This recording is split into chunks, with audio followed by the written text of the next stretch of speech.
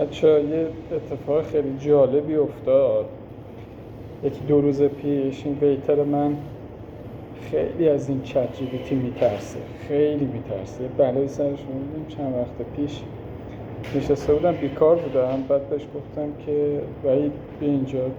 چیه؟ گفتم بذار یه دونه عکس ازت بگیرم. یه دونه عکس ازش گرفتم فرستادم برای چت جی پی تی. بعدش پرسیدم گفتم که به نظرت چیه؟ این به درد ویتر بودن میخوره؟ اما موقع که ازش عکس گرفتم بدبخت اینجای پیرنش یه دونه لکه سفید بود، شوینده بود، نمیدونم چی. بعد آنالیزش کرد، گفتش که آره این به درد میخوره ولی این خیلی مرتب نیست. بهش گفتم وحید پاش بیا اینجا. گفت چی شده؟ گفتم این میگه که تو به درد این کار نکن چون خیلی مرتب نیست. بعد اونجوری که گفت باس این آخه چه میفهمه که من چه مشکلاتی دارم، این لباسمو با چی شستم. بعد گذشت خیلی بد شد با این چت جی پی تی. بعد گذشت تا امروز دوباره بعد هم به من میگه باس این چت جی پی تی رو استفاده نکن، این اصلا چیز خوبی نیست. گفتم باش. امروز یه دستگاه بود توی اینستاگرام نشونش دادم، این دستگاه چی میچرخید اتوماتیک پیتزا درست میکرد، دیگه نیازی به کسی نداشت. گفتم وحید این فکر کنم راج بیکار شه.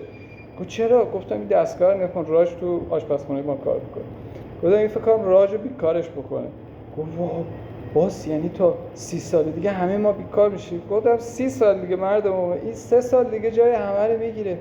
گفت وای باس ما چیکار کنیم؟ گفتم بابا نترسین تا بیاد تو عمان به این زودی اتفاق میفته. نگاه کن بهش بگم چتی ولی come what do you think about ChatGPT? Boss, I don't like ChatGPT. Actually, I don't like ChatGPT because this is the reality. Because now, why you don't like it? Boss, as a result, they invite ChatGPT. Many of us will lose our job. Boss, actually, I don't like ChatGPT.